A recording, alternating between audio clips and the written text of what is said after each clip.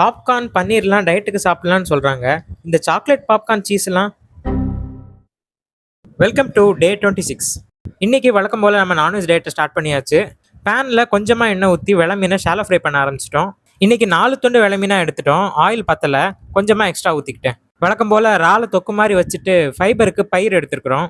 இது பார்க்குறது கொஞ்சம் பீன்ஸ் மாதிரி ஒல்லியாக நீளமாக இருந்துச்சு. எங்கள் ஊரில் இதை பயிர்னு தான் சொல்கிறாங்க. சோறு இன்னைக்கு கொஞ்சம் கம்மியாக தான் எடுத்துருக்குறோம். சாப்பிடும்போது ஓரளவுக்கு ஃபில்லிங்காக தான் இருந்துச்சு. ஆனால் சாப்பிட்ட பிறகு கொஞ்சம் சுகர் கிரேவிங்காக இருந்துச்சு.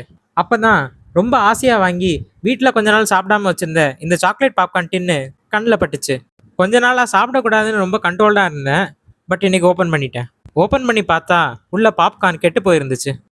சரி, அதுவும் நல்லதுக்கு தான் சொல்லி அதை தூர போட்டுட்டு சிக்கன் சாண்ட்விச் பண்ணப்போ மீதி வந்து சிக்கன் எடுத்து மறுபடியும் சாண்ட்விச் பண்ணேன். அப்போ தான் பழைய சீஸ் ஃப்ரிட்ஜில் இருந்துச்சு.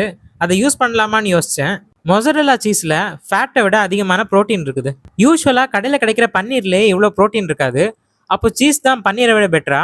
எப்படியோ ப்ரோட்டீன் கிடைச்சா சரி. சிக்கனை சூடு பண்ணி மொசரெல்லா சீஸை துருவி அதுக்கு மேலே போட்டுட்டேன். கொஞ்சம் கிளறி விட்ட உடனே அது மெல்ட் ஆக ஆரம்பிச்சிருச்சு. பிரெட்டை ஹீட் பண்ணிவிட்டு இதுக்கு மேலே ஒரு சீஸ் ஸ்லைஸ் போட்டுட்டேன். இந்த ப்ராசஸ் சீஸில் ஃபேட்டு கொஞ்சம் அதிகம் தான், பட் நிறைய ப்ரோட்டீனும் இருக்குது. 2 சீஸ்லையுமே நார்மல் பன்னீரை விட அதிகமான ப்ரோட்டீன் இருக்குது. கூட ஒரு லெட்யூஸையும் வச்சு ஹெல்த்தியான ப்ரோட்டீன் சாண்ட்விச் ரெடி பண்ணிட்டேன். நல்ல வேளை சாக்லேட் சாப்பிடாம ஹெல்த்தியாக சாப்பிட்டோமேன்னு நினச்சிட்டு இருந்தப்போ தான் திடீர்னு எங்கள் வீட்டில் இது பண்ண ஆரம்பித்தாங்க. எங்கள் ஊரில் இதை உன்னியாப்பம்னு சொல்லுவாங்க. மைதா, சர்க்கரை, பழம் இதெல்லாம் சேர்த்து எண்ணெயில் பொரிச்சு எடுப்பாங்க.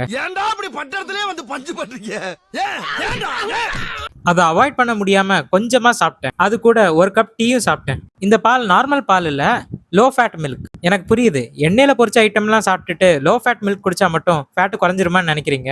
பட் ஏதோ என்னால முடிஞ்சது. நைட்டு டின்னருக்கு 3 இட்லியும் சிக்கன் குழம்பும் எடுத்துக்கிட்டேன்.